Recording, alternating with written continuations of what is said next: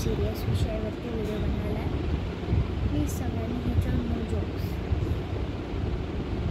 आम्ही news just बघत होतो, त्यात मला कळलं की ठाणे, रत्नागिरी, मुंबई आणि काय चिंचपोकळी आणि आणि आणि बऱ्याचशा 16 जागामध्ये मॉक होणार आहे. म्हणून मी सावधान आहे. आणि प्लीज मुंबई कर. आणि हे सगळे जे आहेत ना, ते नदी म्हणजे जे असतात ना ओशन्स, ते पाकिस्तानीने आपल्याला खूप जवळ कनेक्ट करतात. म्हणून 16 जागांमध्ये तुम्ही जाऊन न्यूज बघा आणि असं टाका की top 16 places where mock will be. कळलं? सगळीकडे सायलेन्स. म्हणून इतकं काही टेन्शनची गरज नाही. न्यूजमध्ये हे पण सांगितलं आहे की आपण कोणत्याही नाही सॉरी एक वुमन होत्या, त्यांनी एका माणसाचं कोणतरी होते, त्यांचा इंटरव्ह्यू घेतला. तुम्ही सर्च करा इंटरव्ह्यू फॉर, ते मी नंतर सांगते. हां, इंटरव्ह्यूमध्ये त्यांनी सांगितलं की तुम्ही आता समजा आमच्यासारखे एका सोसायटीमध्ये राहिला आणि आपल्याला आवाज आला, आमच्या ह्याच्यात नाहीच येणार कारण की मुंबई, ठाणे ह्या शहरात आले, कल्याण असं नाही. म्हणून आम्हाला जास्त प्रॉब्लेम नाही, पण तरी पण सिक्युरिटी ठेवा. जे लोक कल्याण सगळे राहतात डोंबिवली, सिक्युरिटी ठेवा. इमर्जन्सीसाठी सगळं काढून ठेवा. आणि उद्या ब्लॅकआउट व्हायची पण शक्यता आहे. तर आता कसं करायचं जर का मिसाईल्स जर आल्याच, अलार्म बनलं तर काय माहिती आहे, त्याने अलार्म बनवला आहे. 2-3 लढाईमध्ये आधी जेव्हा आपली इंडिया वर्सेस पाकिस्तानची आधी लढाई झालेली आणि इंडिया वर्सेस ऑस्ट्रेलिया लढाई झालेली, तेव्हा काय झालेलं, तेव्हा हे सायरन्स वापरले, तेव्हा खूप मदत झालेली त्यांची.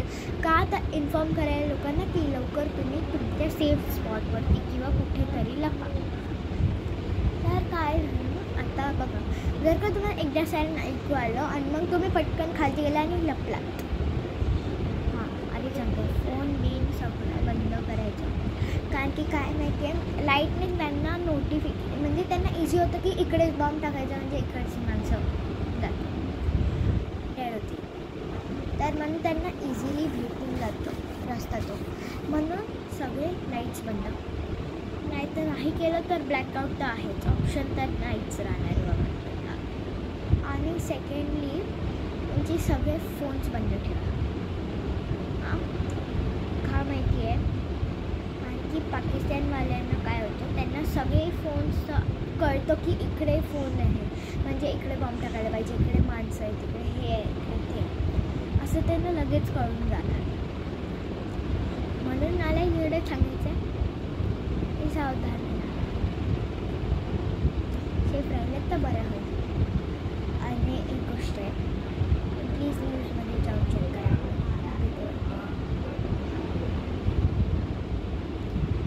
आणि सवय काय करायचं माहिती, तुम्ही जर का एका सोसायटीमध्ये आमच्यासारखं राहत असाल तर जर का अलार्म वाजलाच, म्हणजे इकडे नाही वाजणार कल्याण डोंबिवली, पण जर का वाजलात मुंबई ह्याच्यामध्ये, ठाणे, रत्नागिरी नाव दिलेले आहे, तुम्ही जाऊन चेक करा.